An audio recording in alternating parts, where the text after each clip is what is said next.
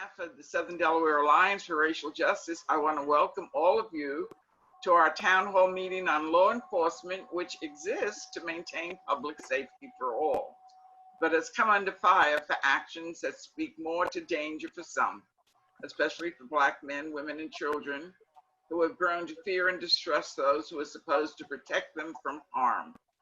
Reform is needed, justice is demanded and expected, but it is all complicated and compromised by the racism that permeates all aspects of life.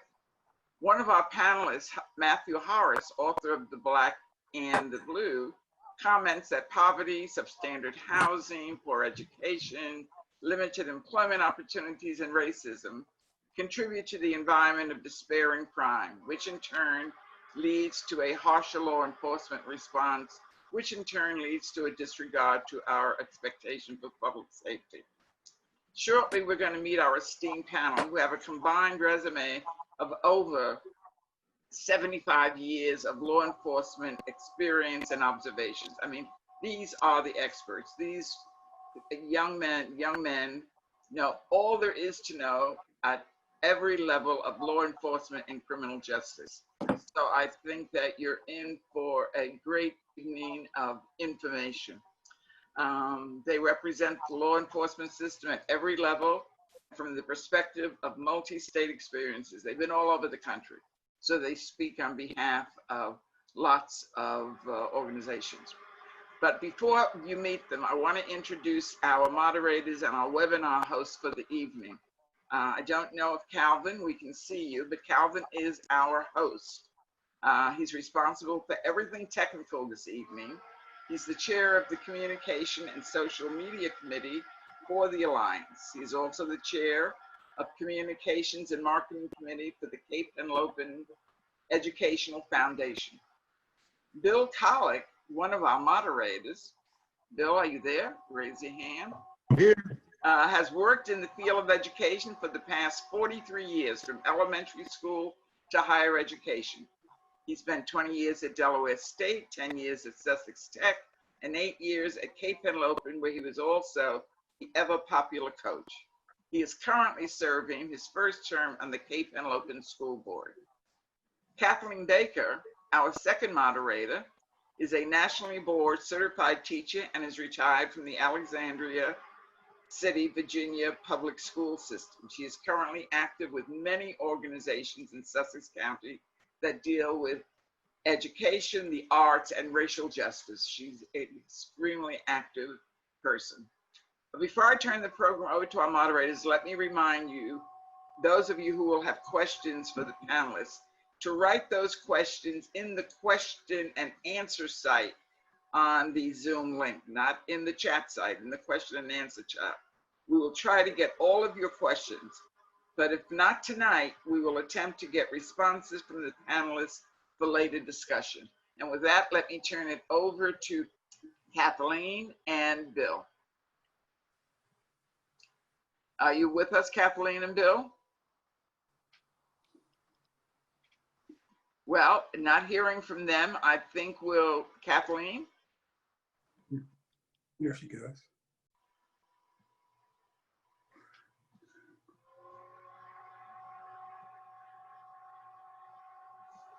Well, okay.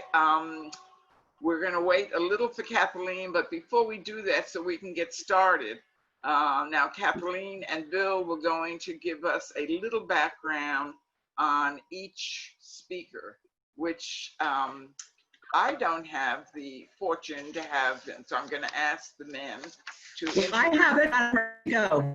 Okay, Kathleen, then go ahead. All right. Thank you, Sarah. Corey Priest is Community Engagement Specialist for Delaware's Department of Justice.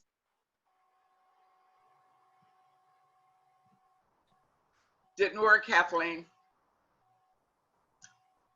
So let me. I can do it. Okay, go ahead, Calvin. So Corey Priest is the The community. Department of Justice. Kathleen, we can't hear you, so we're going to have Calvin do it. Go ahead, Calvin. All right, fine. Thank you. So Corey Priest is the community engagement specialist for the Department of Justice. He's the first person in the country to be hired by the same Attorney General's office that prosecuted him. The Community Engagement Unit at the DOJ builds trust between law enforcement and the community. So welcome. Welcome, Corey. Thank you. Thanks for having me.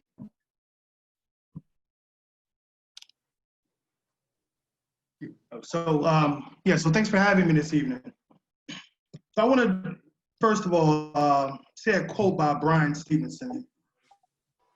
You're ultimately judged by civility of a society, not by how it treats the rich, the powerful, the protected, and highly esteemed, but how it treats its poor, its disfavored, and the disadvantaged.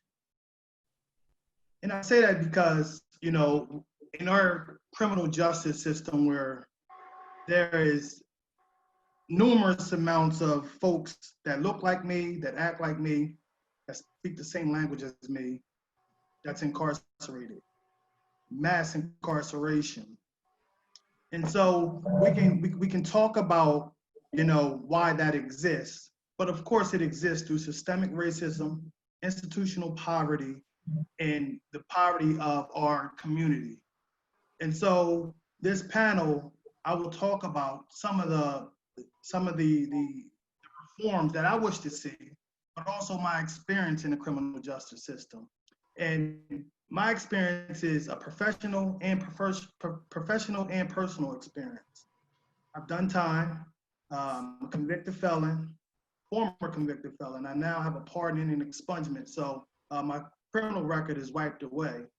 But the idea that our Attorney General of the state of Delaware can hire someone that they formerly prosecuted is huge. It's huge because in order to inflict change, you have to hire folks and be around folks who are the target population. You know, I know what it's like to live in our facilities, our state-run facilities. I know what it's like to live in the projects of inner city Wilmington. I know what it's like to be entrenched in the lifestyle of crime, but I also know what it's like to change. I also know what it's like to live a life of humility, goal-driven, vision. I also know what it's like to live a sustained lifestyle where I can be the beacon of hope for folks who are following me. I can be that guy that little kids can look up to and say, hey, if Corey can do it, I can do it. And I offer that perspective with our prosecutors across the state, with law enforcement across the state, in our community. And so I'm very, very grateful to be in this opportunity to even lend my expertise in this field of law enforcement. We have to understand that the AG's office is the top law enforcement agency in our state.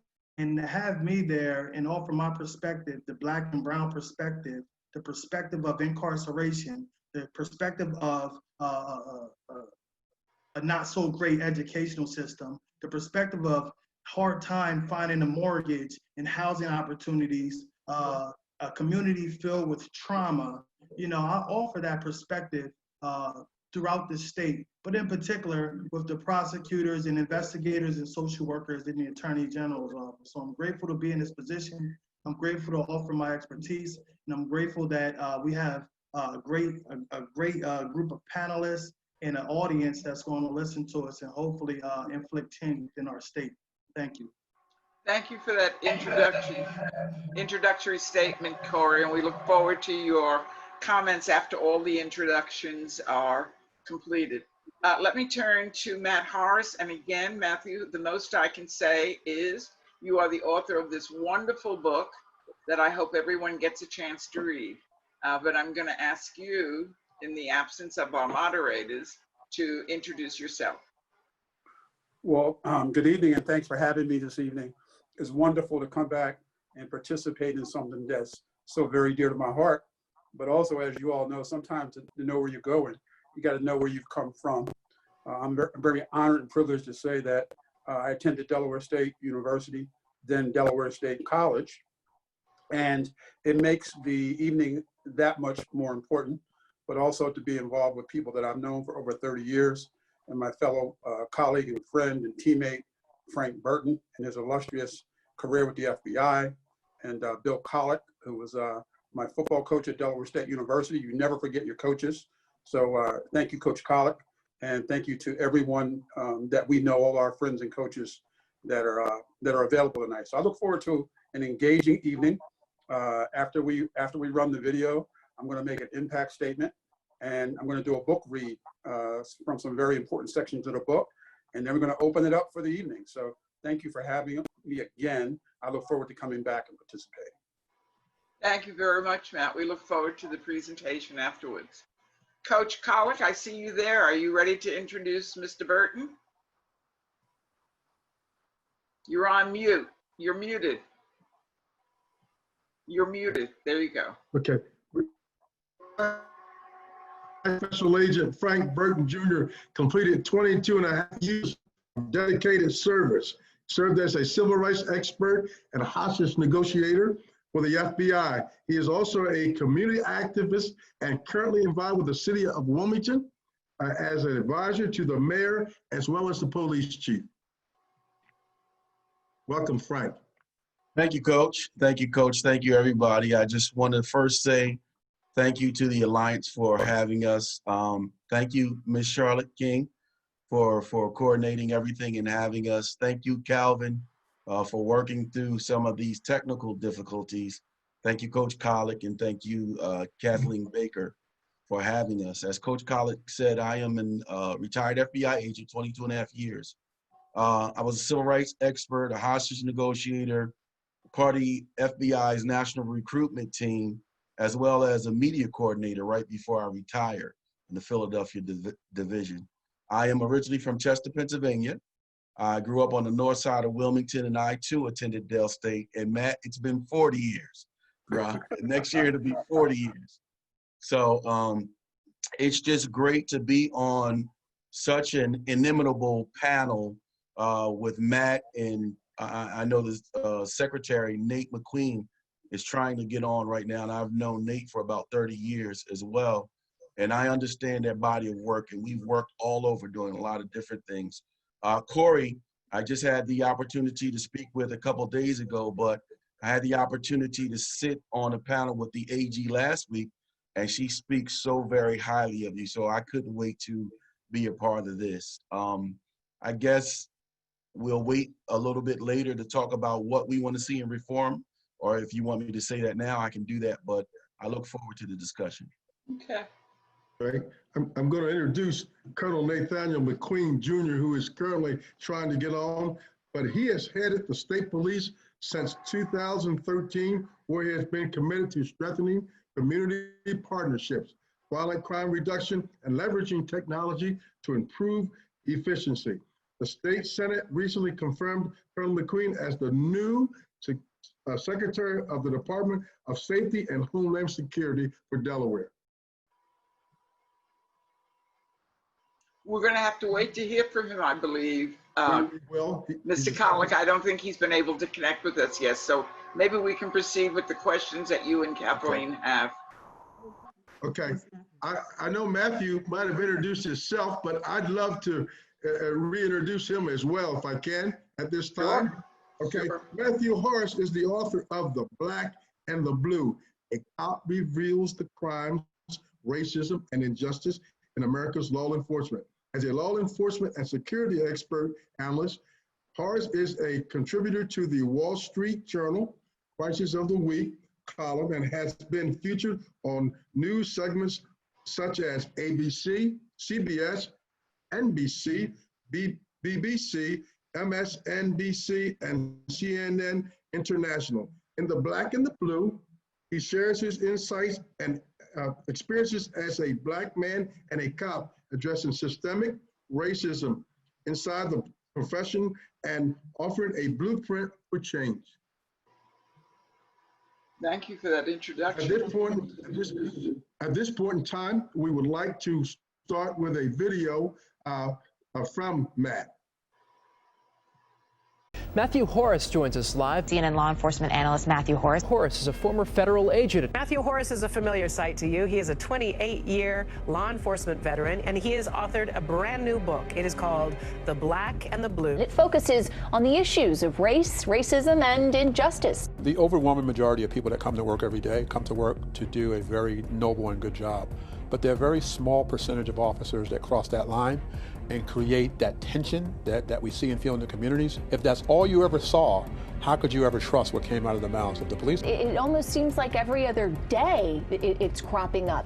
Describe what this dynamic is between police, between the community, and the role that race plays in it. And in the book, we talk a lot about the intersection between implicit bias, policy, faulty training, racism, and a host of other things. Whenever you have those things happen, you have a confluence of events, and sometimes the results are disastrous. Certainly in the case in Minnesota, with the officer, he had enough opportunities to prove his intent on the street. And the fact that he had not been disciplined or held accountable really speaks to the culture of policing. And we talk about this in my book, The Black and the Blue. And in this case, a better outcome would have been to just let him run away and get him later. And that's what people are upset about. No one can disagree that we need better outcomes and better solutions. With everything that we have going on in the country right now, any African-American man who looks in the rearview mirror is going to get nervous when they get stopped by the police. There are 4 officers there. There was no weapon. There was no violence. There was no action. I don't know why these 4 officers couldn't put hands on this individual and gain control of it. We have to continue to look at the relationship between policing and communities of color. We have to improve our training. We have to acknowledge that there are issues with implicit bias in law enforcement, and we have to work to resolve those issues. And I think in the book, in many ways, we do exactly that. It still happens way too often than we like to admit. It's been going on for way too long. Before technology is where it is. Before technology, then people still don't believe. You know, one interesting thing I learned by doing the book, a lot of my friends, especially a lot of my white friends that we talk to about these things, they still don't believe that these incidents happen, even to people like me. You have skillfully delved into some pretty powerful and potent conversations about policing as an officer of color. Matt Horace, The Black and the Blue, highly recommended. Philadelphia native and, of course, the author of The Black and the Blue. This amazing book, Black and the Blue, Matthew Horace. We thank you so much for being here and spreading your knowledge. You can pick up The Black and the Blue at Amazon.com and bookstores everywhere.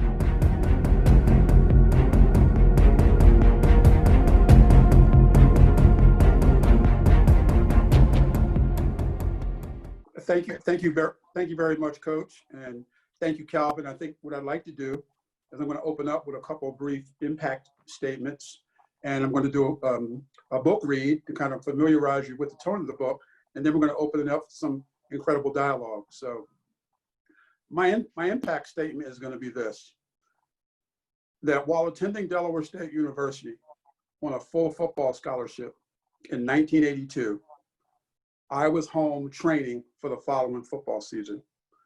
As a person with no criminal record or intent, on a street corner in Philadelphia during that summer, I was viciously attacked by a Philadelphia police canine officer. I wasn't arrested. I wasn't given first aid. In fact, the police officers who eventually took me to Camden Hospital in Philadelphia listed me on the official report as a suspect, not a victim.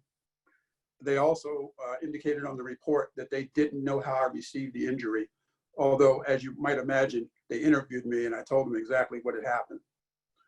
That was my first personal experience with the thin blue line and how oftentimes the facts were different from what was reported. As you would imagine, my life changed forever as a result of that incident, but learning the things that we needed to learn up at DSU, I used that as a sort of a force for change, and I didn't let it get me down. Fast forwarding from 1982 and 1986, I entered the law enforcement profession at the state and local level. Like many of us who entered the profession, my goal was to try to make it a better place, try to understand the system more, and try to do my part to ensure that things like that did not happen to other people in the future. As a result of that, I spent 24.5 years both as a state and local police officer and a federal agent with both the Department of Treasury and the Department of Justice, rising to the highest ranks in the DOJ. And I felt that during that period of 2014 to 2017, I felt it was my obligation at some point on some level to speak about the things, not only that I saw while working in the profession in a productive and a creative way, but also lend my voice to others. During 2015, 2016, and 2017, we, meaning the world, started to see more of what some of us had seen for decades. And the main reason for that was because of video and cell phone technology.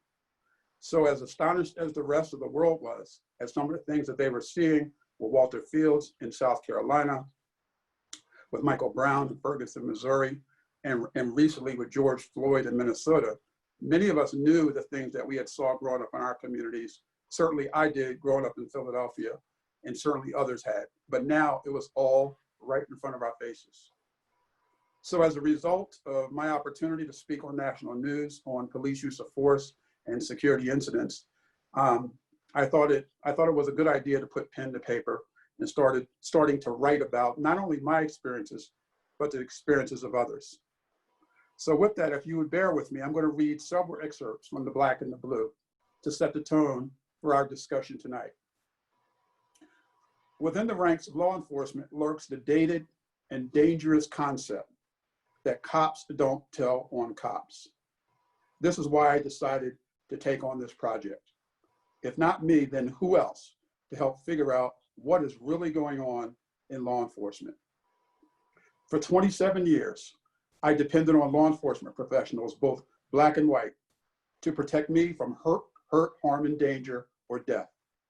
We do things that many could never do, go into places many would never go, and confront situations that many could never face.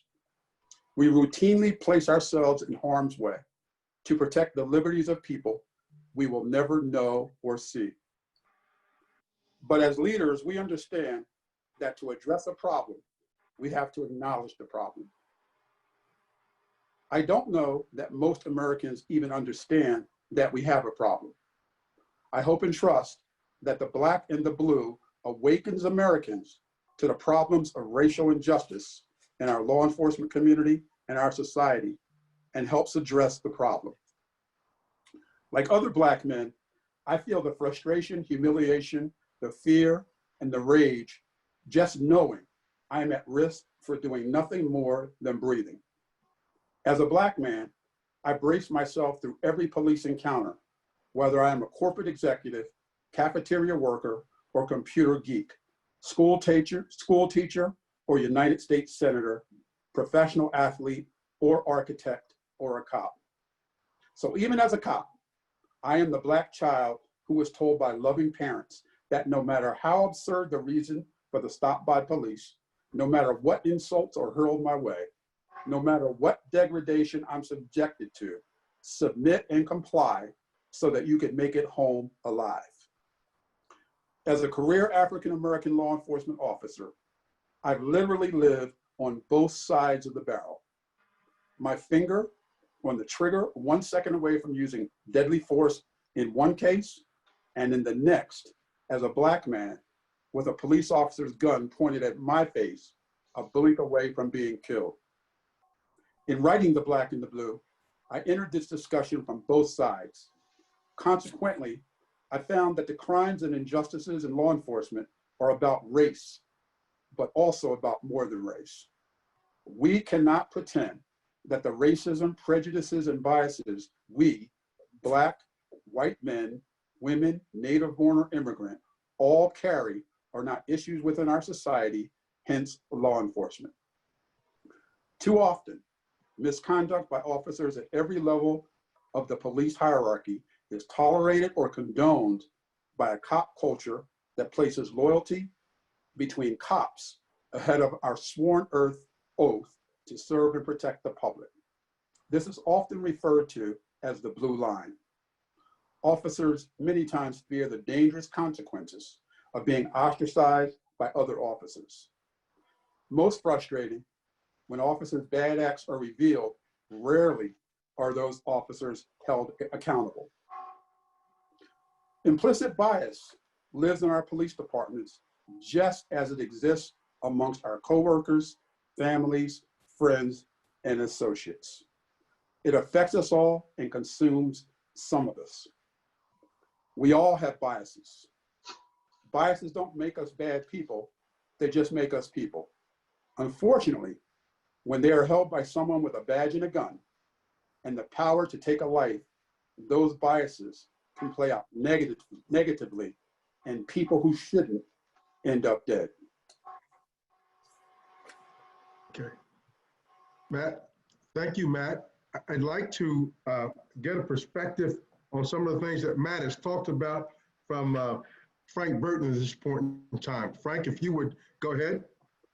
Yeah, Coach, it's very important about what Matt said and in his book. And I remember I follow Matt wherever he goes with his book reads. He was in Washington, D.C. a couple years ago. And one of the last statements that they made was that all of this is for naught if people don't really hear us and then act. The same thing is going to happen again. Now, here we are in 2020, and it's happening almost weekly. One of the things that Matt has so skillfully done is written this in the book. And it's not unlikely for federal, state, or local police officers, especially Black officers, to go through this. The title is unique in itself because it details the special challenges that we face as Black law enforcement officers. The Black and the blue. We're not Black enough for the brothers. So when we go back to the hood, they call us ops. And you sold out, or you work for the feds. And so we got to try to, listen, I'm from where I'm from. I'm just trying to make a difference. And we're not blue enough for the badge. And that simply means that we have to do things 2, 3, and 4 times better than our counterparts. I had a very successful career. Like Matt, I wrote a book while I was in the Bureau. I was also, and I have been, a pastor for 17 years as well. I wrote a book from a different perspective, but it's still detailing all the same challenges. My book is called From FBI Agent to an Apostle, Saga of a Spiritual Sniper. But when Matt starts to talk about implicit bias, and also, before we talk about implicit bias, we got to talk about white privilege. And if we understand white privilege, then that will give us a gauge as to why we are where we are. Definition for white privilege is this: an invisible force designed to give whites unseen or unconscious advantages. Or another definition is the social privileges that benefit white people over non-white people of the same social, political, or economic status or circumstance. So here it is. Here's an example. That's a definition. Let me give you an example. Because like Matt, I've had guns pulled on me by a police officer. I've been in Philadelphia under the Rizzo era with my head down to the ground in the shotgun. And, oh, you look like a suspect that was described, but you can go home. So here's white privilege. So say we're in a race, the 200-meter race, and it's me and a white guy racing. And all of a sudden, the guy says, on your mark, get set, and boom, he fires the starter pistol. Well, as soon as he fires that starter pistol, the white guy takes off and he's running. He realizes shortly thereafter, he looks around and he doesn't see me. And he looks back and he doesn't see me. But what's happening is I'm being held back. I'm being physically held back, not able to start. So what the white guy realizes that I'm still gonna run to the finish, but I'm not running against time. I'm not running against him. But I'm still gonna head toward the finish. 10 meters outside of him finishing, they decide to release me. Now there's no way in the world I can win that race. This guy has 180 meters on me. There's no way in the world I can win that race unless he stops and waits for me, or somebody takes me in a golf cart and jettisons me there. What I'm saying is this: with white privilege, it never was designed for me to win. It's always been to his advantage, and literally I cannot win no matter what I do. This is what we face every single day in law enforcement as Black officers. Now, don't get me wrong. I've had a stellar career. I've worked on cases like the Oklahoma City bombing trial. I was the first guy in Richard Jewell in 1996 in the Olympics. I was there when the bomb went off in the park. I've arrested the Lackawanna 6, the 6 terrorists from Yemen up in New York, up in Lackawanna. I've had the ability, and God has blessed me to have the ability to do a lot of different things, but the things that people won't understand.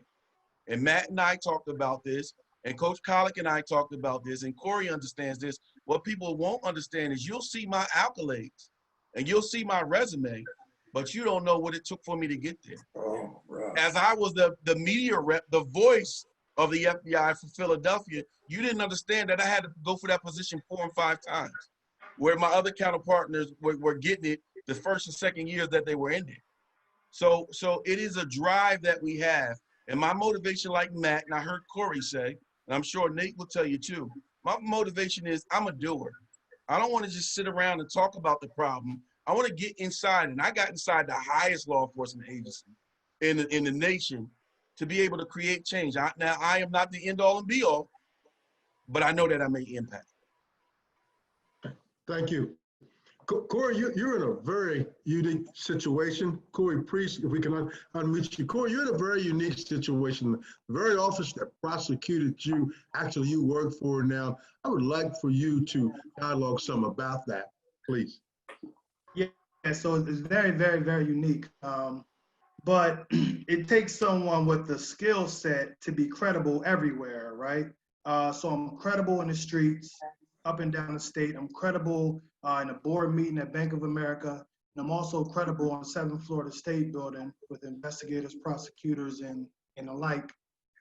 And so, ironically, when I get to the floor on my first day of work last year, April 29th, the first person I looked for was my prosecutor, because I had to shake his hand, right? Because the work couldn't get done until we met, until we had a dialogue, right? Because quite honestly, I couldn't remember who he was. I did a couple years in jail from 2009 to 2011, but I couldn't remember. But the elephant in the room is, hey, Corey's here, the criminal that we arrested and prosecuted and put away, you know. So, you know, I took it upon myself to say, hey, let me go meet this guy. And the first thing I did was shook his hand and said, thank you. Because from the time I was released from incarceration to today, which was in April, graduated 2 degrees, bought a house, married my wife, got a son. So life has been great, right? And so I just told him that. And I did my research on him. I said, hey, man, I heard a lot of great things about you. And I'm here as an innovative tool in your toolbox. You know, I'm a expert at reentry in our state. I know what it's like to live in our Black and brown communities. I know what it's like to go to school and be hungry. I know what it's like to go through our criminal justice system. You know, so I offer that perspective. And so we're all a part of the same team now. You know, and that was my message. We're all a part of the same team. I just offer a different perspective and a different viewpoint on whether it's prosecutions, whether it's reentry expertise, whatever it is. You know, I know most of the reentry places in Delaware where you can send someone and they can get great care. And so, and now that role is here. Hey, Corey, I have a case. You know, I don't want to sentence this guy to 10 years. Do you have a program and we can just give him 2, or we can give him probation? It's never happened like that in DOJ. And now, you know, some of our line dags are coming to me for that expertise, that value, and that information. And so, you know, and you know, part of my view is, man, I got a lot of information that I have in my brain that you guys will never ever fathom, right? Because I can go to law school and get a law degree, but I don't know if anybody can go back in the hands of time and go live in the projects where it's 10 people in a bed in a house, or sleep on the floor at Howard or Young, or whatever. You know, so my lived experience is unmatched, you know, and that's how I feel.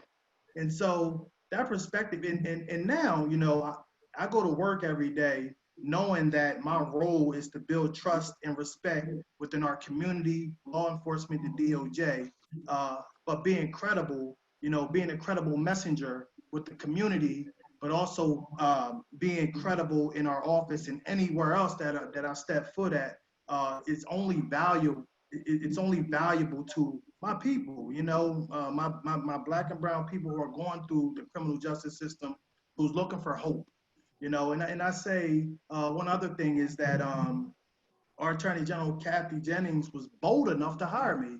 And I look at, you know, these institutions across our state that aren't bold enough to hire someone with my background, right? So if law enforcement, whatever law enforcement municipality in our state was bold enough to hire folks who was formerly arrested or had many encounters with police, to bridge the gap, to get proximate, to get close, to meet in the margins, you know, and when we talk about empathy, you can't empathize with people you're not close to.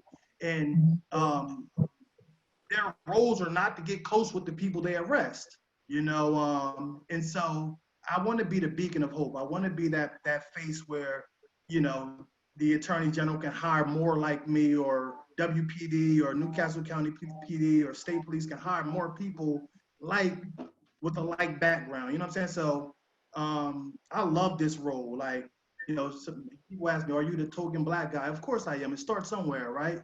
It starts somewhere. And if it, you know, and I hope there's more people that can follow in my footsteps that can be in this role, you know, to offer this perspective to a lot of individuals who don't look like me that work around me, you know? Yes.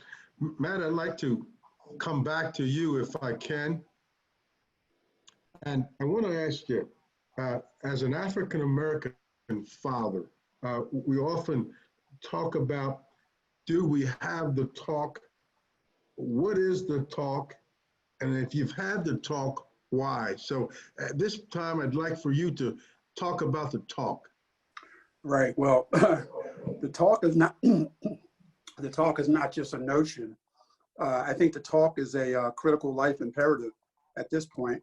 And if not just because of what we see happening throughout our communities, despite that fact, and let me explain to you what I mean. If my son or a young man who I believe in and love is stopped by the police, and it's likely that at some point he will be, I want to ensure that there's no misunderstanding about his intentions, right? Because we don't want any accidents to happen because someone felt some kind of way. We want to make sure that everything he does is perceived one way, and that is in a way that supports him coming home alive at night. So the talk is very important. How to act, how to speak, how to conduct yourself when you're stopped by the police. Do what's asked, give good answers, comply with their instructions and their commands. The talk is the most important thing for our young Black men. Why? Because you see what happened to Philandro Castile, you see what happened to Sandra Bland, you see what happened to George Floyd, you see what happened to Ahmaud Arbery and others. It's just gotten to be too much. So we have to control what it is we can control, and that is to make sure that when our young men and young women leave our presence, that they know how to conduct themselves to keep themselves safe. We want them home at night, every night, above all else. Uh-oh, you're muted, Coach. You're muted, Coach. Frank, can you hear me? Frank, yes, I have a question about, that's come in about what has happened to community policing. And before you start, I'm going to give you an example that I thought that I had the pleasure to be involved with community policing. I spent the last almost 20 years of my work life in 2 high schools, one at Sussex Tech, and there was a resource officer there by the name of Doug Reed, and then 5 at Cape and Lopin High School.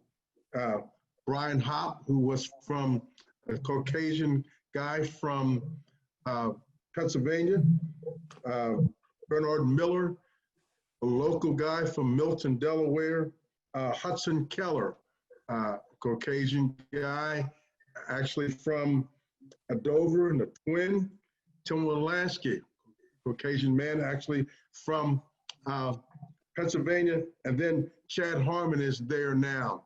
Now, we go into Cape Henlopen School District there, and the high school is under review, really is, and Frank, it's some tough times there.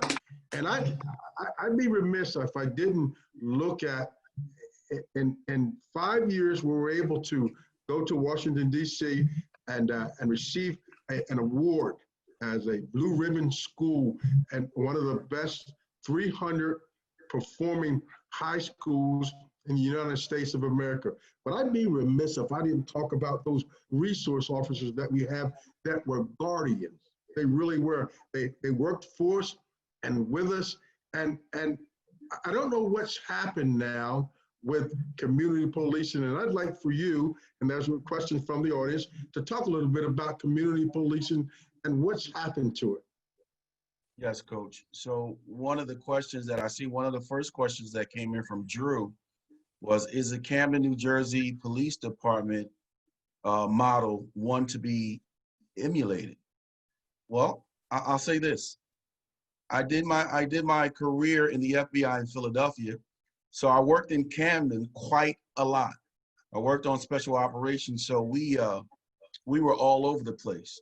One of the things that happened in Camden around 2013, right before I retired, was a report came out that Camden was the most dangerous city in America. And it was dangerous. They had no rapport with the police department. The citizens couldn't stand the police officers. It was just a bunch of turmoil. But as I looked at that report, as I looked at it was like the top 20 cities. Camden was number 1. Chester, Pennsylvania was like number 5. And Wilmington was like number 9, Corey. So that's a city that I work in, a city that I'm assigned to, and a city that I grew up in. So, but what happened, the great thing about community policing, what happened was that the police chief there, Scott Thompson, he had the oomph enough to realize that there was a problem. There was a breakdown. And see, a lot of times when you have, you talk about implicit bias and all these issues that we're having, is everybody does one-off. They go in and this officer gets reprimanded, this officer gets assigned desk duty, this officer might get fired. But Scott Thompson had the oomph enough to say, you know what, this stuff is systemic. I'm starting from the top. And what he did was he fired the whole patrol squad. And don't get me wrong, everybody's talking about defund the police. Don't get that twisted. That means a lot of different things to a lot of different people. I'm not talking about defunding. I'm talking about de-escalating. So what Scott Thompson did was he fired the whole patrol unit, but he fired everybody else in that police department, including himself. He made them reapply, had to take a psychological analysis. See, because people don't understand, during the course of your career, Matt, 28 years, I had 22 and a half, Nate just said he had 32. During the course of your career, you may come up with some incidents. We can get PTSD. So why is it that we can be randomly tested for drugs at any time? We could be randomly tested to do a polygraph, but why is it that we only have to do the MMPI only once?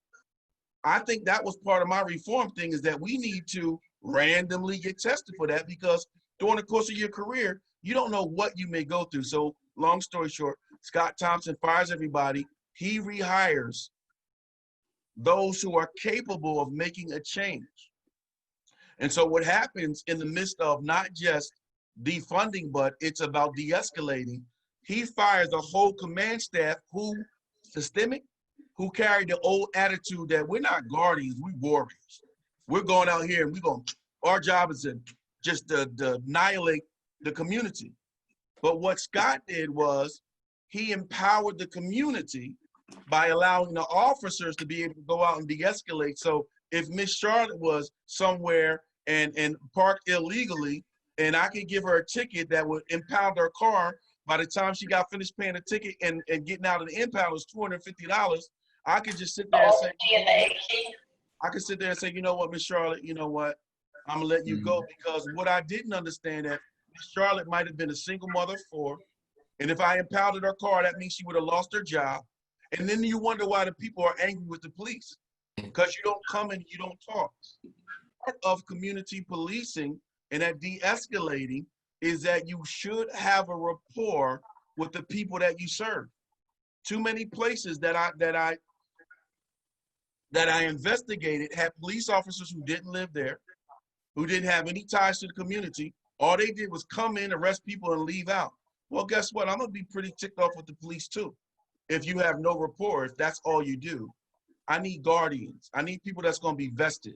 I need people that's gonna have, I don't care if you, black or white, I'm not saying, I don't care, but make sure that you have the ability to not be racially biased, that you have the ability to work with everybody and treat everybody fairly. So long story short, with that, with Scott Thompson, and within the next year, 95% of the crime rate went down in those bad areas.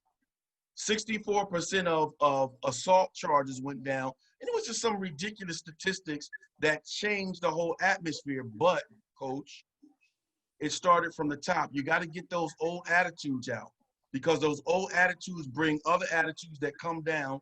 We got a commander-in-chief, and then I can tell you this. We have a commander-in-chief right now who since 2016 has been saying some racial thing, and there has been an uptick in hate crimes and hate incidents since. Why? Because it's coming from the top. You got to get the top first. Great.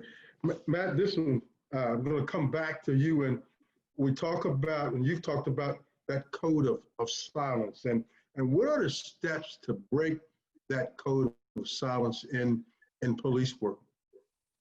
Well, a part of what Frank said, like with the chiefs, Scotty Thompson and Camden and others have instituted accountability measures where people who are witnesses to incidents are held as liable as people who are perpetrators in incidents.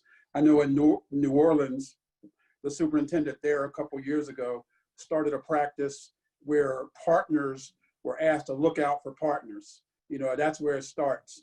And in internal affairs investigations and those sorts of things, the department understood that if you lied about an incident or lied on behalf of another officer, that you will be held accountable for your statement. I know in New Orleans, after Hurricane Katrina, the superintendent at the time fired almost 500 members of that police department because of the things, the atrocities that were happening. So people need to understand, as Frank said, from the top down, bottom up, that lying is equal to the violation.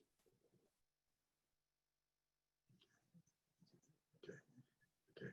Matt, did he go out? Okay, Matt, I've seen Colonel McQueen. Do we have the ability to talk to him? I believe you do now. You do? Great. Welcome, Colonel McQueen. We're glad you joined us. Well, sorry about the technical difficulties. I know we were going to have some challenges after. Well, we do. Listen, welcome and thanks for joining us. Wanted to ask you to talk a little bit about qualified immunity and how do we see it in Delaware? Well, I mean, I'll speak strictly from the police perspective. I know you guys may have already had an opportunity to talk a little bit about that before I came on, and so I'll just weigh in, again, strictly from the police perspective. It's like everything else that we are sort of looking at right now with respect to some of the changes that need to be made in law enforcement. And that's one of those things that, have been recommended by, several bodies.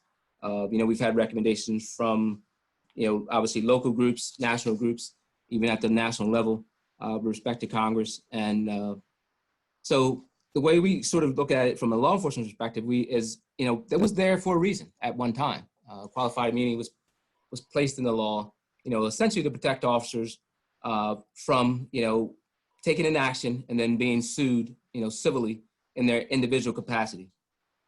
So the challenge, I think, from a law enforcement perspective becomes, we, at the end of the day, I think we can all agree that we all need police. And the reality is that we need each other. Society needs police and police need society for us to work effectively as a government.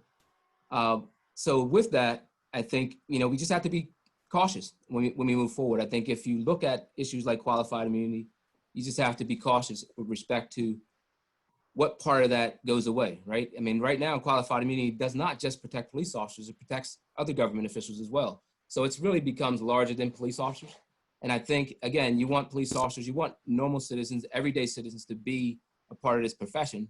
You have to make sure that they understand that. So when we look at qualified immunity from a police perspective, we want to know what that means to the individual officer out there on the street. Does that mean that every time they're involved in something today that may be an internal affairs complaint, does that now become a lawsuit against that officer in his individual capacity?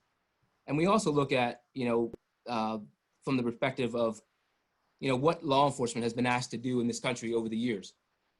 And sometimes that's not always been pleasant. Sometimes we are,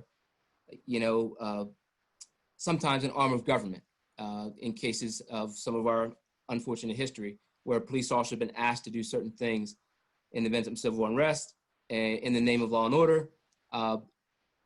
Then do you want those individual officers to be sued in their individual capacity, in some cases performing what they're asked to do within the scope of the law, but also have no protection for their families and their financial well-being?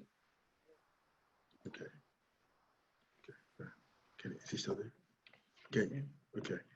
I want to go to Corey next. And Corey, I know that Senator Coons announced a bipartisan COPS Act to increase job opportunities for those with a record or to re-enter the workforce. Can you elaborate on that a little bit?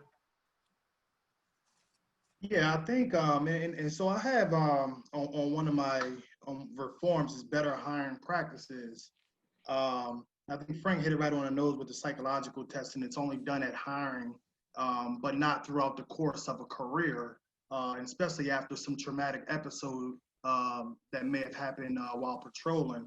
But also, the abilities to hire folks with diverse backgrounds, maybe folks who was entrenched in the criminal justice system at one point, but found a way to change their lives around and want to be law enforcement officers. But also having the ability to do strength-based assignments, right?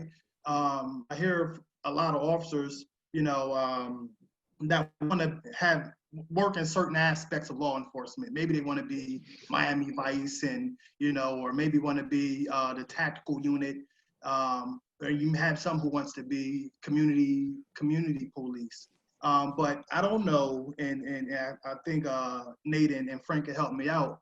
Is there an assessment to gauge strength-based skill sets to put an officer where they want to be at, right? Because if I'm a quarterback, I'm not going to be a great linebacker, and so are there assessments within law enforcement that determine someone's strength and where you can put them on a force?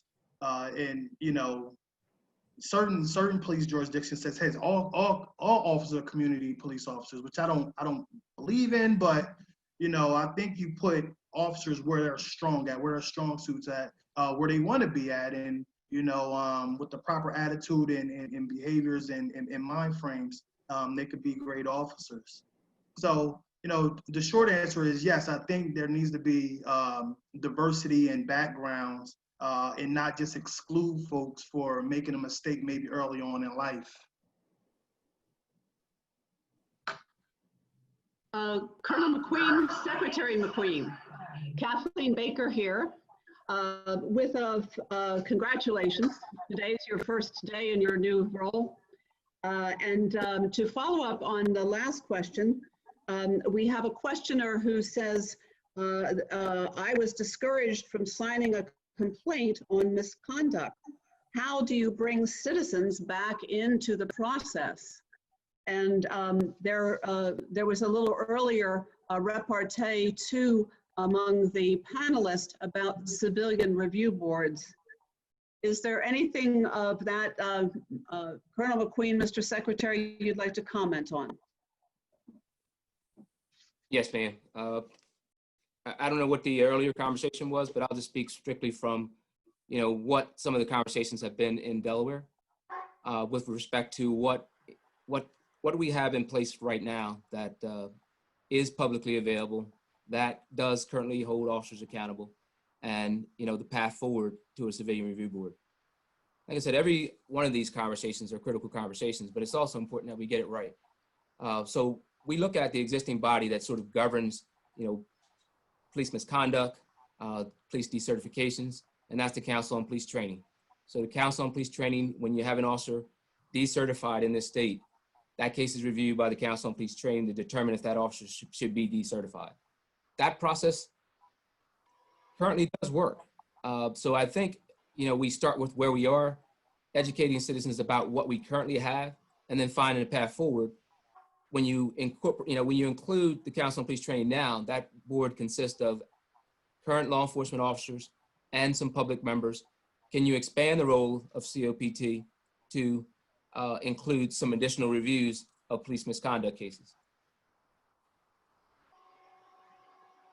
Thank you so much. Kathleen, can I just chime in real Yes. quickly on that? Another thing Well, too, of course, Frank. another thing too is that the secretary just mentioned is just knowing what what opportunity that you have and what choices that you have. A lot of times we, growing up in the community, we just think about internal affairs. And all of a sudden we come up with this block that police protect police. But one of the things that I did at the FBI was a civil rights coordinator. And as a civil rights coordinator, I worked hate crimes, color of law, which are abuse, hate crimes and different things. So what people don't understand, if you're not satisfied with your local police department, you can call the FBI and file a complaint in terms of whatever it is. I'll give you for example. In 2006, I had an Egyptian lady who received a threat at work. And the threat was from somebody from the inside, obviously, because they took some magazines and pasted them together and put it in her inbox. And they said, we're going to tie your kids to the fence and we're going to kill them, like 9/11. She took that complaint to the Philadelphia Police Department and they didn't act on it. They just said, no, we can do it, whatever. She wasn't satisfied with that. She called FBI headquarters. They called me. I went down and did an investigation, opened up the investigation, and solved that crime probably in about 6 months. And after 6 months, we got the person who was responsible for it. And that was the first hate crime of its kind in the Eastern District of Pennsylvania, and the 13th of its kind since 9/11. So again, if you don't know where to go, and I went all across the country presenting that case with her, but there are other resources that we can have, but you just have to be knowledgeable. That's why I continue to go out and talk to people, not only as a negotiator, but when I was a media representative, to tell people what their options were. It doesn't have to end at the local level. Yeah, and I think to your point, Frank, and so part of it becomes education. So, looking at it from a law enforcement perspective, we've seen, a list of a path forward recommended by a lot of different bodies. One of the things we can always start with is educating folks is that exactly what do we have in Delaware? We have 42, 44 police departments in Delaware, and they all function a little bit differently, and they all have different policies and procedures. Areas where we can start on, I know in talking with the chiefs up and down the state, the one thing that is evident from this time that I think that is different than I've ever seen in my 32 years is that there is a sense of urgency to get something right and to get it right. And not only that, that they understand that there's absolutely reform is necessary. And so that's a big hurdle, because I don't know that I've always seen that. In 32 years, I've seen sort of it ebb and flow. We have a incident, and then the incident sort of sways back the other way, and then sort of business as usual continues until the next incident. And that's why I say we need to, one, seize the momentum of this opportunity to move law enforcement in Delaware and law enforcement nationally forward.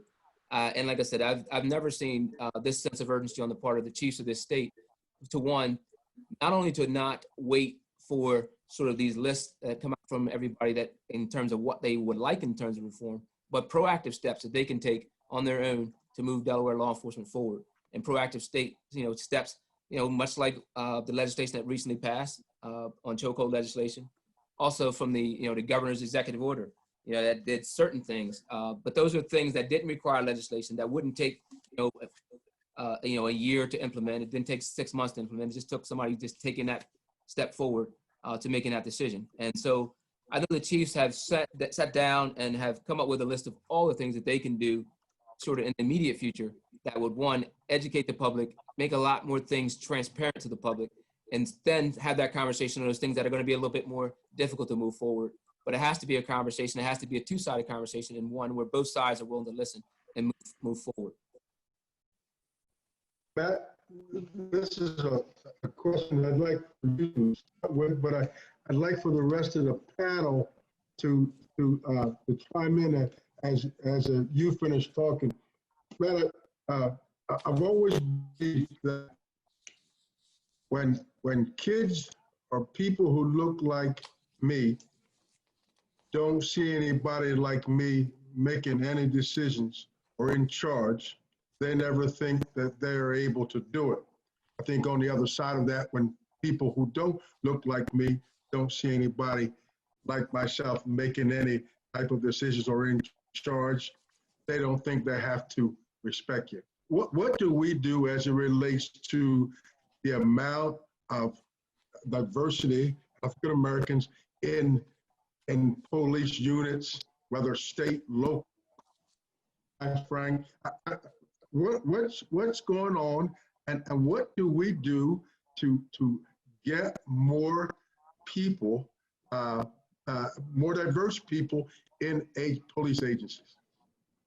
Right, so let's be clear about one thing. I know, gotten to know Colonel McQueen and Frank, and we've talked a lot about this. The first thing is to understand that regardless of color or gender or nationality, we want the right people in the game, right? Now, with that, I've been told repeatedly throughout my 28 years that we can't seem to find the right people, right? All these different recruitment strategies, we can't find enough minority applicants, we can't get enough minority troopers, we can't get enough minority agents. Those of us who have broad networks of influence have repeatedly said, if you can't find the right people, you're not looking in the right places. Now, with that, as you know, Coach, in the black and the blue, and done by design, some of the most abhorrent examples of police abuses that we cite have been conducted and were committed by Black police officers. And in many cases, some of the departments that were the worst off were managed by Black chiefs with Black command staffs, predominantly Black staffs.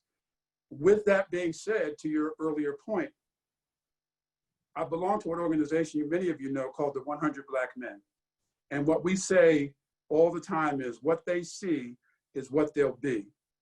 So a part of this recruitment strategy has to be clear and visible and present examples of people who look like our young people in those cruisers, in those cars, on those SWAT teams, as public information officers, as media spokespeople, as colonels of state police. It's highly unlikely that a young man or young woman who's in Wilmington or Chester or Philadelphia is going to say out of the blue, I want to be a state trooper, if they've never seen a state trooper that looks like them. And we know that because the same applies to being a doctor, a dentist, a judge, a lawyer, or a corporate CEO or executive. So while it is very important, it's not the only important factor. We want people that can bring integrity to the game, that can have compassion and empathy for people, that can follow directions, that can be creative, that can rise through the ranks and treat people with dignity and humanity at the end of the day. Frank or yeah, Coach. Yeah, Coach. Part of that problem goes back again to what I talked about before with the implicit bias and white privilege. So whereas we're searching for to get more minorities in, and we're steadily being told that there's not a lot of qualified applicants. Well, I had a problem with that because in 1993, I was part of a national recruitment campaign with the FBI. And what the FBI decided to do at this point, which was total watershed moment, they had never done it before, was to advertise in magazines. So minority advertisers, so it was Blacks, it was Hispanics, it was Asians, and Native Americans.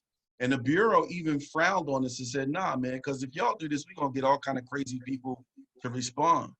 But this was one of the first ads that came out in 1995. And so from my community, now my community sees me, and I did a couple of them. My community sees me in these advertisements. And what happens is, and the problem that I have is that this recruitment campaign, we went to conferences like Bishop T.D. Jakes' Manpower, where there's 7,000 people. I know the people that I send on interviews who are squared away and who are able to do it. Heck, my son applied for the Bureau for 3 years and he couldn't get in, which was ridiculous. But the thing is, how can we make it better? As a recruiter, I would go to elementary schools. I would go to middle schools. I would go to high schools, coach. I came down there, the Cape a couple times. I would go to career fairs because I was 27 years old before I ever knew or saw an FBI agent or FBI badge. I didn't know what that was. But I try to make sure that, like Matt said and like Nate said, is that they get to see us in positions. They get to see that we're regular people just like them, and they get to see the potential of what they can be. Yeah, to Frank's point, I think it's important to start with, police are people, right? We want regular community members to grow up to be police officers. So this conversation becomes important because we look at, police officers in some minority communities sometimes differently. And so when you're out there recruiting, you have to overcome that, right? You have to, one, much to Frank's point, show young kids that they have an opportunity. So it does become about recruiting and how you go about recruiting. You have to, one, again, it's important that we reflect the community that we serve. But at the end of the day, again, to Frank's point, is we want good people. We want good people of all sorts, from all races, because those are the folks that are reflective of our community and that can serve our public best. And more importantly, we want good people. We try to train them well, give them good policy, give them good supervision, and most importantly, give them accountability. And accountability is where it stops. But recruiting for at least for the state police, I'll speak from that perspective. It starts at every level. It has to start when they're young kids. We've had this conversation recently about SROs in the school. It's bigger than it, having them just as a school resource officers. Those school resource officers become mentors. Those school resource officers become coaches, and they become vital to the school, and they become sometimes more part of the school than they sometimes become part of law enforcement because they get so ingrained and they learn. The kids see them in a different light, and that's really where it starts. I mean, kids have seen so much negative interaction with police over national media. Sometimes they hear it at home. They hear about some of those incidents that have happened, maybe even to their own parents. And so that becomes a challenge. How do you overcome that to make them want to do this job? So that becomes hurdle number one. How do you, one, get them to overcome that? And I'll say for me, I mean, I grew up in the city of Wilmington, much to Frank probably mentioned that earlier. I grew up on 24th Street. I saw Wilmington police officers every day. And to be quite honest, I had zero interest in being a police officer when I grew up in the city, to be quite candid.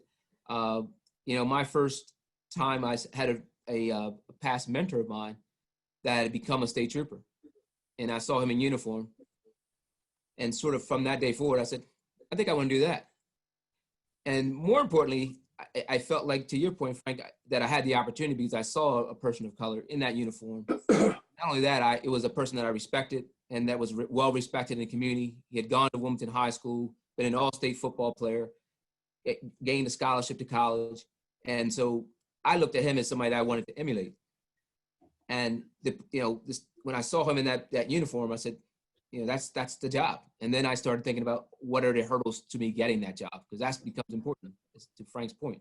And so it really becomes about recruiting, not so much about eliminating qualified applicants. And that's a hard job because the pool does get smaller when you have federal agencies competing for minorities, you have local agencies competing for minorities, but it becomes incumbent upon us to do the hard work and continue to mentor those folks instead of trying to eliminate them from the process. We have enough natural hurdles in our process that will eliminate people that don't that should not be police officers, quite honestly.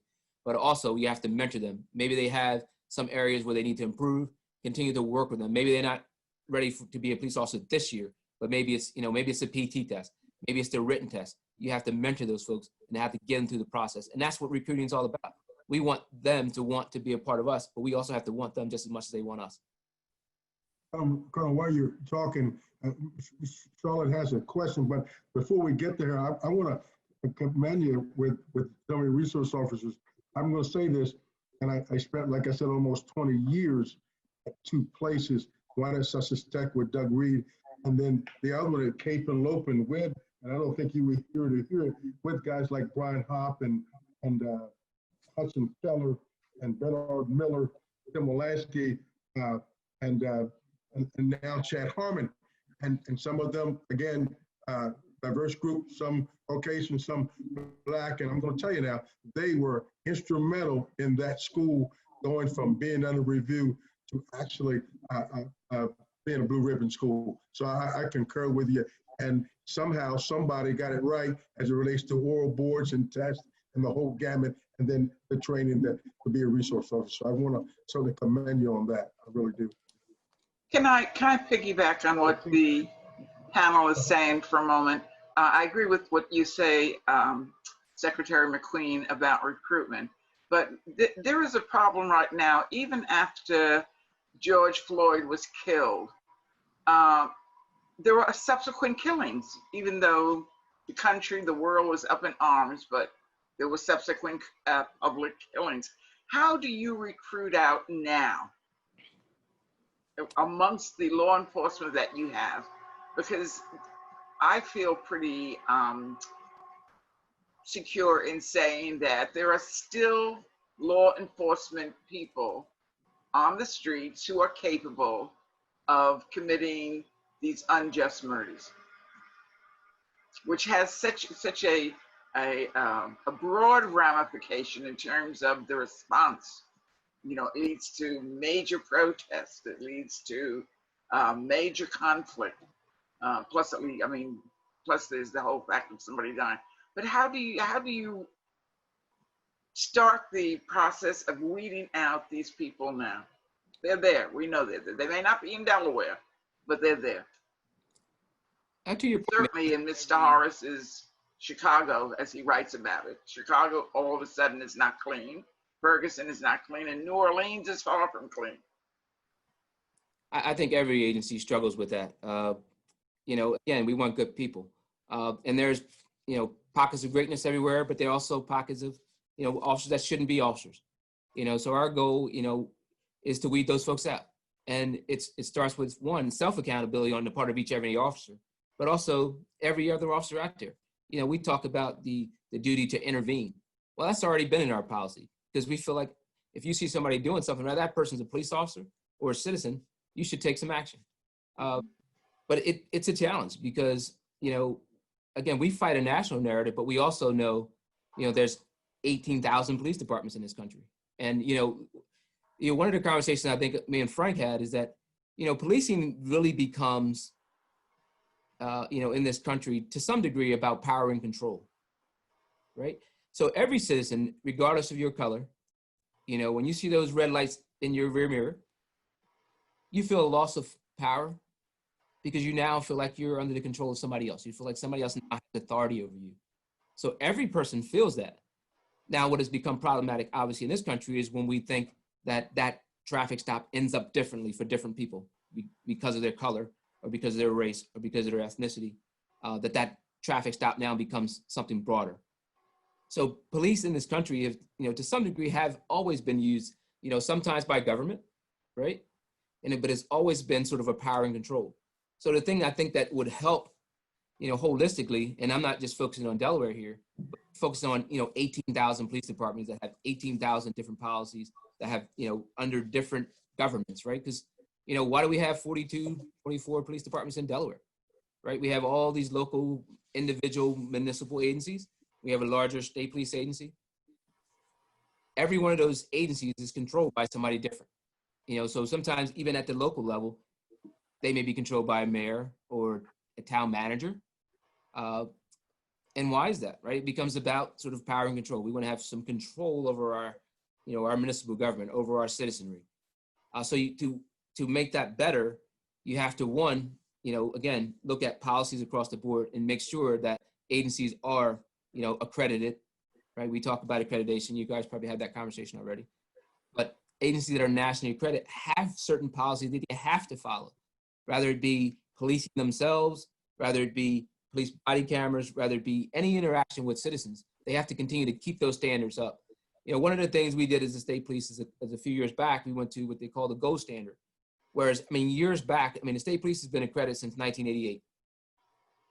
From that time forward, we would get accredited every 4 years. And so it wasn't ingrained in everything we do. So when we did a few years back, is we went to the gold standard, which that meant now accreditation became a part of our everyday job. It wasn't something we prepared for 4 years out and said, okay, if 4 years come around, let's do all the stuff. It became where they review us every year. They review, over 100 and something standards every year. And you didn't know what those 400 and something standards that they mandate that you have to perform when they were coming. So you always have to be prepared. And so things like accreditation at the national level, things like accreditation at the local level, we have something called DPAC in Delaware, where local agencies are now given the ability to be state accredited, which means they will have to follow certain policies and procedures, which is so important for our citizenry because then you know what to expect, right? Depending on what agency may arrest you today, you may never know what their policies are. They may not have policies. And then when you look at it broader, you have, elected sheriffs in this country that sometimes come to law enforcement with zero background in law enforcement. Now they're controlling police officers, they're controlling local jails, and they may or may not have policies, depending on what that agency is and how that local government is run. So overall, then I think it becomes about power and control. But at the end of the day, the ultimate power and control rests with the citizens, and it has to be when they can speak as one voice, or at least collectively continue to stay engaged with law enforcement. Sometimes the challenge becomes we have an incident, it goes away, the citizens go back, instead of it's got to be an ongoing dialogue with police and communities. When we have programs like, Citizens Police Academy, those things, or we have a citizen meeting where we're trying to share, local data with what's going on in those communities, we have very few people that come to those events. We have very few people that will participate in those events. Those things are hard. When you say come to a meeting at 2:00 on a Tuesday night, those things are a challenge. And sometimes our citizens aren't as engaged in some of those things. It doesn't make everything police do right. And I know police have their challenges, but that constant dialogue, that constant interaction with the public, the more we interact with our citizens and hear what they want to see. Because policing in this country has been always something that we've sort of given to people. We tell you how we're going to police you as opposed to, let's talk about this together. How can that community police? One of the ways that we try to increase our efforts in some of our challenged areas in the state is we had to have a dialogue with those communities so that they would know we weren't there to pick on everybody. We weren't there to just look, sort of, all these people are bad. They're all from this community. Let's just go there and saturate this area and lock up everybody. It was more of a conversation, because if at the end of the day, all good citizens want bad people gone. And it's much better when we work together on that and say, we're going to do this really targeted. We know those 3 guys that live in those 3 houses are causing a tremendous problem for this community. And we want you to work with us to get those guys out of your community. And it has to be a partnership. And like I said, it's a hard conversation because, again, it becomes, we have to overcome the history of law enforcement in this country, but we all have to work together to find a path forward. I have something in support of our Colonel McQueen also. This idea, and I've thought for a long time that we should have national standards. And like he talked about, you have police departments around the country that have different standards of hire, different standards of recruitment, different standards of training, different standards of discipline, different standards of termination, and it varies. In some places around the United States, you can be a police officer before you can legally drink alcohol, right? So you see these incidents and people are wondering, how could this person have gotten on this job at age 19? Well, I have no idea because I've never personally worked for a police department that you can get on at age 19, but there are some. How could this person still be on the job after 26 complaints and 5 internal affairs investigations? Your guess is as good as mine. In some police departments, that individual would have been terminated and maybe even indicted and arrested. In some cases, not. I think national standards, I'm also a big believer in the polygraph process as a part of the applicant process. In the state of New Jersey, pre-employment polygraphs are illegal for any law enforcement organization. In other states, pre-employment polygraphs are the only way you're going to get in a uniform. So I just believe that at some point, if we get national standards, it will make the process a lot more transparent and weed out some of those people that otherwise might get hired in certain departments. Ms. Charlotte, I'll come at it from a different aspect to answer your question. With all of this, every single day we keep seeing incidents, and it keeps happening. Like I said, when Matt was on at Howard University 2 years ago, they talked about this, and it's happening more and more. So I'll come at a different perspective. So in 2013, right before I retired as a civil rights coordinator, Philadelphia Police Department had 6,667 officers. 1% of those officers were bad cops. But every last one in the department got painted with a broad brush that all police officers, Philadelphia police officers are bad. Here's what we have to do. Remember what I said about what Scott Thompson did in Camden. You have to have somebody bold enough to take a step to say, listen, I'm getting rid of all of this from the top on down, to get rid of all of these systemic attitudes, the whole nine. And guess what? I'm going to recreate a community where now the citizens embolden themselves, and now they become gatekeepers of their own community. Let me show you how this happens. So we're looking for reform in the midst of all this chaos right now, right? And everybody talked about George Floyd, and how you had all these people standing around and nobody stepped in and nobody assisted. But we're looking for reform. Because, like Nate said, and Matt said, and Corey said, we're in the midst of change. Well, last night on the news, Houston Police Department attempted to arrest a man that was, I don't know if he was on drugs or if he had a mental incapacity or not, but officers were on the ground trying to cuff him. You saw two citizens come in, and one kept saying, man, take your knee off his neck. Take your knee off his neck. And the officer said, instead of going, get away from here, the officer said, my knee's not on his neck, but he won't give me his hand. And one of the worst things as an officer trying to make an arrest is if I can't see your hands, that's a problem. So what the man said, the citizen said was, he got down on the ground, Miss Charlotte, and he told the guy, he told the officer, I'll handcuff him. Just let me get down there. He got down on the ground, he intervened, and he told the guy, he said, listen, I don't want to see you die. Give me your hand and let me handcuff you. That man pulled his hand out, gave it to the guy, he handcuffed him, and then they were to effect the arrest. So it is working. It is working. This reform is working because we got people that will stand up to go out and say, listen, this is what we do. You heard the colonel, you heard the secretary just say, I'm not opposed of people intervening as long as you do it in an appropriate manner. That just happened last night. It was all over the news. So it shouldn't have to. That shouldn't have to happen, but it happened. So we're seeing change. But I just don't want people to think that all officers are bad. Another thing, and Matt just mentioned too, FBI has something called the Uniform Crime Report. And every year you put in your department, you put in your statistics, and then you get different funds for different things that you need. But a lot of police departments don't report accurately. And or if they have a lot of hate incidents or a lot of crime, they will not report accurately because they don't want to get their funding taken away. I propose that we do a research and those departments that don't report get penalized. And that's part of the problem too, is they keep everything under wraps. And I know that because I investigated it. Thank you, I support that. Good accountability.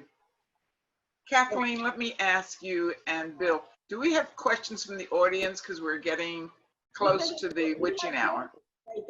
We have been integrating them into the questions. And as a matter of fact, I have one that's highly integrated right now that picks up from what Frank just was discussing. The matter of de-escalation, it relates to so much. I understand that Delaware is one of only 4 states, along with Iowa, Rhode Island, and Tennessee, with laws that require that police attempt other types of force when reasonable before using deadly force. Could we open up a discussion on the Delaware law on use of force? Are the state and local units, police units, subject to it? Is it working? Should it be amended? Is HB 350, the chokehold law, a good step? Is there any other specific legislation that should be considered now to assist and promote de-escalation? And how does it relate to people who are suffering in mental health or physical health who are come upon a situation? So 10 questions in one. Absolutely, the floor is open. Who wants to start? Hey, Nate, can we start with the statistics? I think we talked about the other day, speaking about mental health, the mentally ill are 16 times more likely to be killed by a police interaction than members of the general public. And also 1 out of every 4 police shootings in the United States involve someone who's mentally ill. So a part of that, without getting into the specifics of Delaware legislation, is understanding what Colonel McQueen talked about earlier. Police are called to resolve problems that we are not experts in. And it puts us in a position, in the interest of public safety, oftentimes to use deadly force in instances where someone who understood the problem might be better suited. That's all I have to say. So Matt, with that very quickly, because that's another great point, and like Kathleen was asking about de-escalation. So 9 times out of 10, whether you be a federal law enforcement officer or state or local, or we're first responders. So the perfect picture, we would have a mental health person right there with us to be able to do it, but 9 times out of 10, that doesn't happen. One of the things, in terms of de-escalation, one of the things that I was trained with, I was a hostage negotiator for the Bureau for about 14 years. And one of the things that I always carried around with me was this book. And this book is given by FBI SDARJ. It's called SDARJ. It's Critical Incident Response Group. And what happens is, if I roll up on a scene and I have somebody who's under some kind of drug, or they might have a mental illness or something like that, I would always be able to have this book. And what this book does is it names, after you talk to them, you de-escalate, you figure out what's going on, and it will give you the medical name of whatever they may be on, methaqualone, which is quaaludes, and they give you the nicknames, which are ludes or downers. But it also tells you what kind of symptoms that you would see. It tells you how many minutes that they would be under it. It tells you if it was a high irritant and what would cause them to come down. So again, just training. And not every officer or every agent is going to have this. To Corey's point, I agree totally with Corey said before. If you don't do community outreach, then don't put an officer there. But for the officers who have that, this book and the ability to be able to talk and de-escalate situations helps enormously. I'll tell you this. For the first 14 years of my career as an FBI agent, what did we do? We went and we banged on doors. FBI, Frank Burton, open up. But when I became a negotiator, I found out that the escalation tools helped me across the board, not just in negotiations. Every situation does not have to be a battle. If I can go and if I can talk to somebody without force, without being a warrior, without control, but being a guardian, yet having empathy, right? Building a rapport, because rapport and empathy affects behavioral change. So again, that's all part of training. So Matt, that's a great point. I'll just add to that. as it relates to, use of force, and you talked a little bit about the mental health, one of the things I know a lot of departments have started to do is to start to partner with, I know specifically when I talk about the Delaware State Police, we partner with the Department of Substance Abuse and Mental Health. They do that better than we do. But we already had as state agencies, to Frank's point earlier, they asked for law enforcement to be all things to all people. And so we actually, when we do that, we increase that interaction with the public for everything from, my child won't go to school till, I have a mentally challenged person that's having an episode and I need the police to solve that. And police are great at solving problems, but we are not there to solve every problem. And, when we started that partnership with the Department of Substance Abuse, we recognize that they do that better than we do. And so we partnered with them at, we have a pilot right now at Troop 3, and I know Newcastle County is doing similar, where they are available now to go out to some of those cases when the situation is under control and help work through those issues. And in addition, I think we've also focused on, CIT training, getting officers more training. But again, there's no level of training that we can receive that will, get us to the level of a mental health professional that's out there working with us on those scenes. Back to the original question, as it relates to use of force. We talked a little bit about policies earlier, and one of the things we did is look at our policy, years back. One of the standards that we tried to get communities to focus on is like, how do we hold our police department accountable? What kind of guidelines should we be using to do that? And a lot of work got done on the 21st century policing. A lot of great guidelines came out of that. It was a good sort of, barometer. Say, let's look at this 21st century policing, and let's look at our police department and say, where are you guys at with this? Where are you at with all these steps? So that way we'd have to go out and reinvent the wheel and say, okay, how can we hold our department accountable? They sort of laid those things out. And then you can go back and look at, some of the research that was done on the back end by like George Mason to say, okay, some of the things that came out of the 21st century, what are those things that worked? And what were those that were evidence-based that we can now say, not only do we've shown that we've applied it to police departments, but it's actually worked. Now, how can police departments now move that forward? So those are important things. So those are good things for a community to look at and say, okay, let's look at these standards and hold our policemen accountable to them, and then be proactively involved at those community meetings going, have your department keep reporting on those things and saying where they are. And when they aren't there, then you, again, continue to affect policy, continue to affect legislation, continue to work with your community leaders to make sure those changes are made. Force as a whole in Delaware, I'll talk a little bit about that. One of the things I know that the chiefs have recently done is they've asked us and they've asked other police departments in this state to get together and try to form, and we'll put that published on their website, a model policy on the use of force in Delaware. And I know at the end of the day that every agency in the state will adopt that policy or something similar, or use that policy as a guideline to create policy. When I talk a little bit about DPAC earlier, the challenge becomes, one of the things I think most folks don't recognize in this country is that 50% of the police departments in this country are less than 10 officers. Think about that for a minute. 50% of police departments in this country are less than 10 officers. And then you have to subject those agencies. How do we get our people to training? Who's going to cover the streets for them training? It becomes a funding issue sometimes. Things like DPAC and national accreditation, they become funding issues. And, when we talk about, defunding the police, and again, I don't necessarily think that's the answer. It's about how the police department currently uses their current funding. How do we hold them accountable? When I look at, I can specifically speak again to Delaware State Police, is that the bulk of our funding is salaries and just those things that we need to run a police department, cars, people, all those equipment things that we need. So there's not a lot of extraneous spending that it occurs on the part of the police department. A large part of that is, again, funding. But it's important to create, things like a use of force policy. And I think we will reduce the number of those incidents that happen across our country. I know, one, we want to prevent them because any death is one too many. Any person that dies at the hands of police is one too many. And if there's something we can do better to prevent that, I think that would be the goal, not only of all the citizens, but I think that's the goal of all the police officers, that never happens in this state and that it never happens again.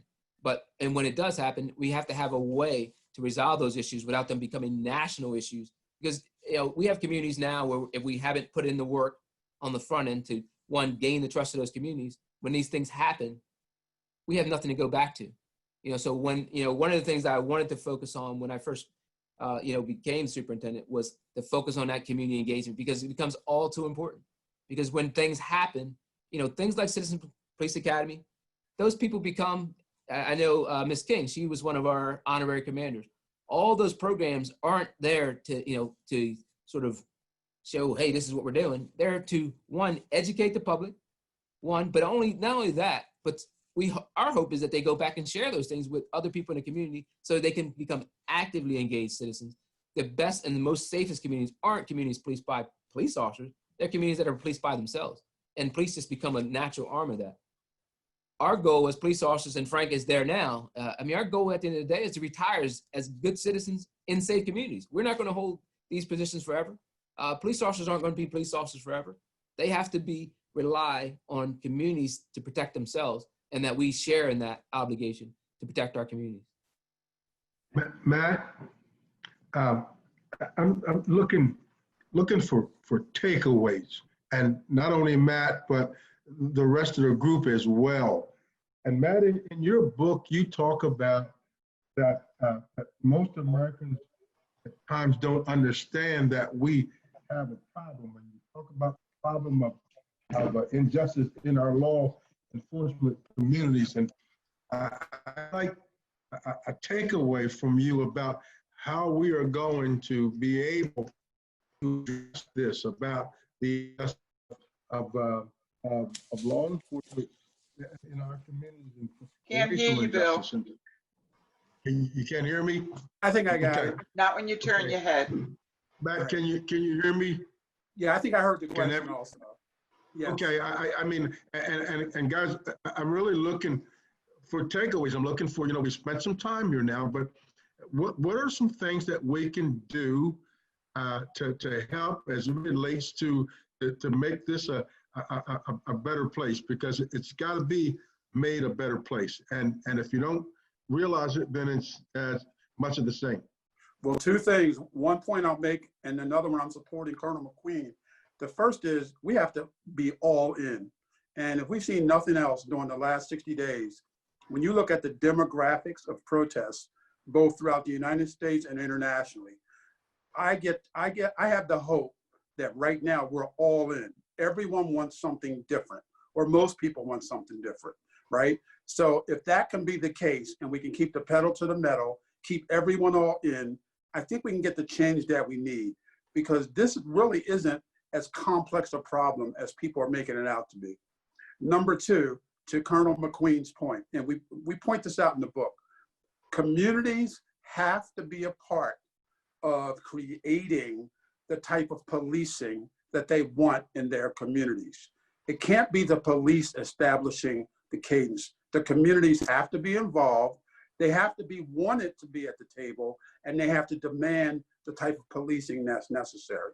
And the example I use is, when I was in a patrol car on my department, it was very clear what certain areas of our jurisdiction expected from police. But it was also very clear that certain areas didn't have a say in how police responded. So you got what happens when you don't have a say. You get what you get. In other communities, it was very clear that we expect police officers to act a certain way, speak a certain way, respond a certain way, and behave a certain way. And that's exactly what they got. We need to demand how we want our communities policed, and we have to be a part of the solution and not only a part of the problem. Okay. Frank, you talked about community policing and in the schools, and I often talk to teachers, what's going on in your classroom? You talk about this whole thing, because the schools are such, in my opinion, such an integral part of solving this as well. Frank, can you elaborate on that at all? And Corey, I think Corey may be muted, but I'd like maybe some dialogue from you about that. Yeah, again, with the schools, we just have to be present. I've been retired. I told you earlier some of the things that I've done in the past. I've been retired for 7 years now, but I still go into schools and I still go to speak to students. I go as far as Camden. I go to places in communities like where I come from, where kids pretty much have no hope and or don't trust the police. But when I go out, I don't go dressed up. I go dressed down, and I let them know that I'm there just like them. We have to be visible. So like Nate said earlier, and Matt as well, and Corey, is that we have to be visible because our kids have to see themselves in us to be able to do it. So Coach, my takeaway is this, and I believe that the sentiment is going to be the same with all of us because we all have hope. This is my takeaway. I believe, based on the conversation tonight and what's going on in this country, when I watch the news and listen to the reports, I honestly believe that we are at, listen to what I say, we are at a tipping point. And that tipping point simply is this, and this is why I say it. Because right now, as I watch things, there is a movement in this country that feels very different. We talked about the marches before, and a lot of people have said a lot of different things, but it feels different now, not just as an ex-law enforcement officer, but also as a citizen. Coach, as far back as I can remember, I remember hearing discussions about race and justice, and they were nowhere near as deep, as intense, and as revealing as they are right now. We are living, I believe, in a watershed moment in history. The last thing I'll say is this. We are on the cusp, and I said this the other night, we're on the cusp of something great or something disastrous. One or the other is going to either happen if people don't listen to us and make change. We're sitting at the seat of history right now. It can go one way or the other. That's my takeaway. It's good. Cool. Go ahead. So Frank, you definitely hit on some great points. We can either go one way or the other. And I think everyone on this call wanted to go in a way where it's favorable to everyone. And it's evident because we're here today, right? And so we need to galvanize our community, into making that change happen. And so, we mentioned schools. I love the idea that the Bronx has this program called Focus through the Bronx DA. No, it's called Concept, I'm sorry, where prosecutors go into the school. And for some reason or another, we fail to mention the whole criminal justice system, from law enforcement, police departments, to the courts, to prosecutors, but they all play a role in this discord between communities and law enforcement and the courts.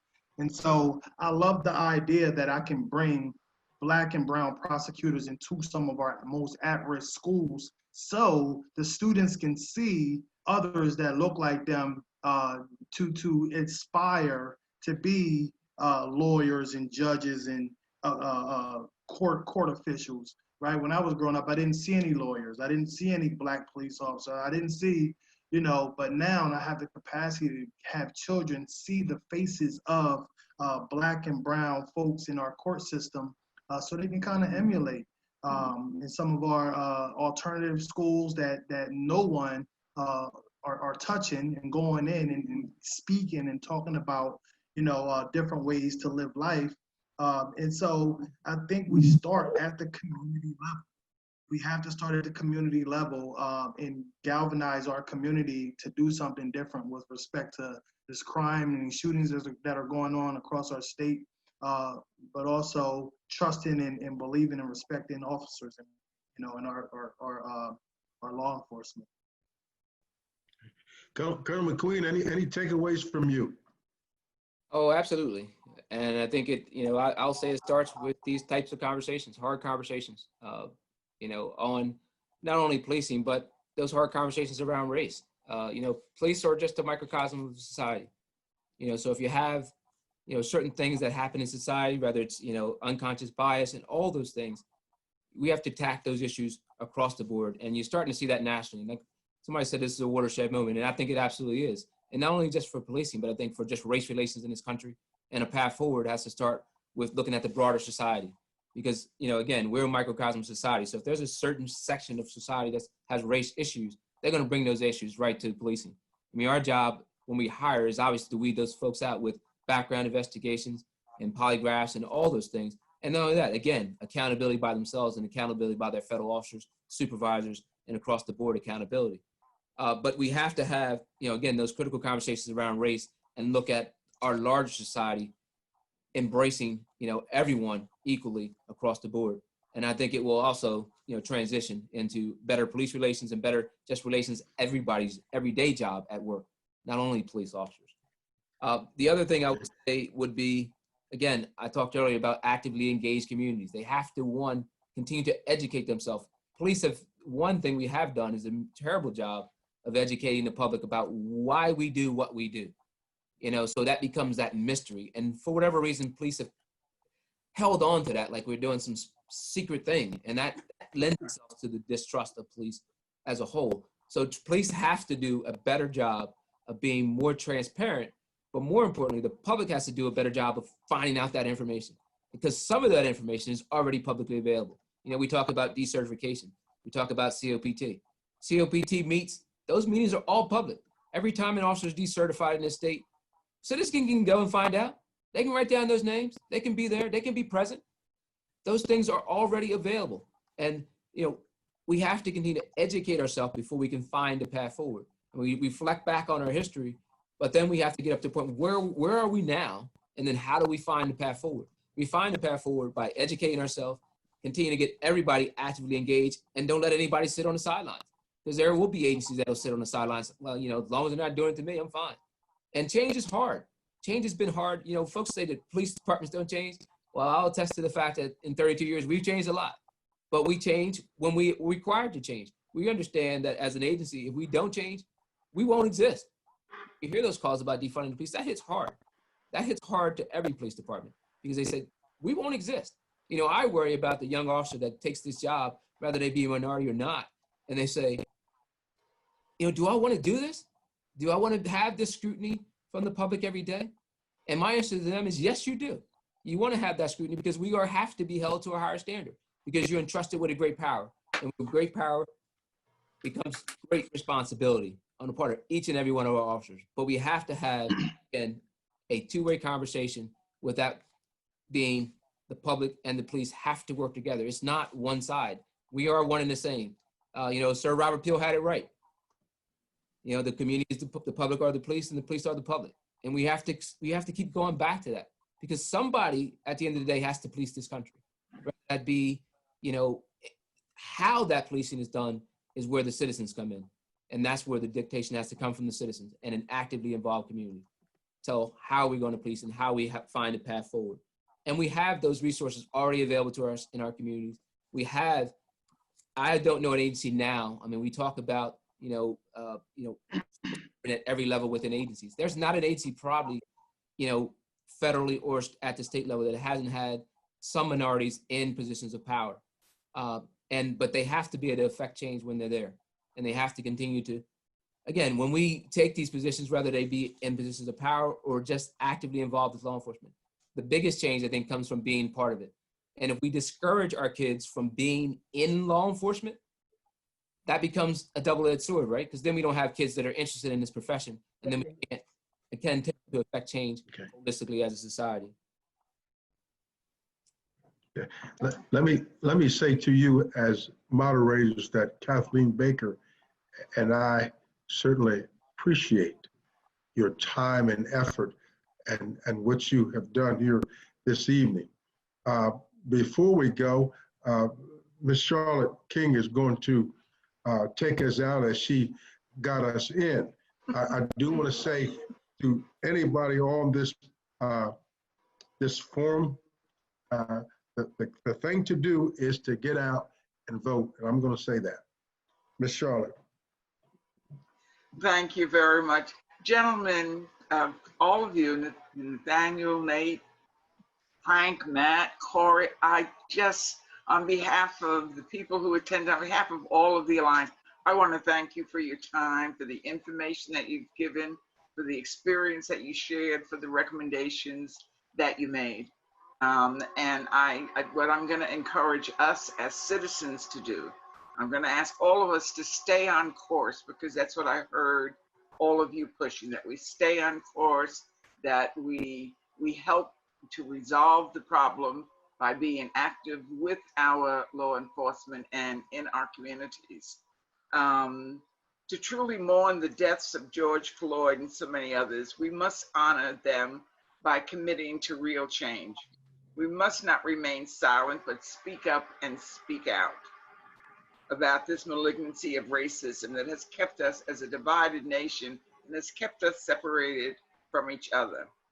I know from the response that we've had in the past several weeks to this work, this panel, or this webinar and our last webinar, I'm very hopeful, because there's been so much of a response from individuals and businesses in the community that have called and said, you know, I've been so busy with my life or my business that I just didn't pay attention.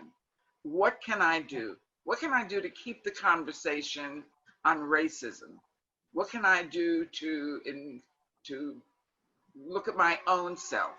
And how can we help the Alliance? How can we help the community in general? And I just want to give a quick shout out to those businesses that have come forward, and hopefully you will support these businesses also. For those of you, of course, we're all on the phone, so I can't say go on Route 1, but if you ever get the opportunity, guys, go on Route 1, because Preston Shell and his foundation have put up 2 of the biggest billboards that are on Route 1, so that those 1.5 million tourists, every time they come down, they have to see that sign that says, racism hurts everyone, and enough is enough. And it is a tremendous gift from the Shell Foundation. So think well of them and help me figure out a way to celebrate them. The Dewey Beer Company has come forward and said, Charlotte, we want to start a mentoring program for minority children coming out of high school and teach them at a very good starting salary, by the way, how to get involved in the brewery business. That's going to be our contribution to help. Little boutiques in Rehoboth, Coral Cove and Bella Luna, came forward and said, we're busy full time. We don't know what we can do, but help us find something to do. If it's no more than speak to all of our individual clients and hand out your rack cards and tell them to get involved. Dogfish Head Brewery, along with Dewey Beer Company, are entering a national contest to create something called Black is Beautiful Beer. And it's going to, I think it's going to be implemented sometime in August. And they want us to be the recipients of some of the funds that they receive in selling this beer. Factory Sports, which is a big sporting chain here, is going to do a 5K so that they can attract, again, minority athletes into their business and into the opportunities that they have. So these are just a few of the businesses that have come forward because that tipping point was reached. And I think that this gives hope. Uh-oh. Charlotte, you just went on mute. Charlotte, you just went on mute.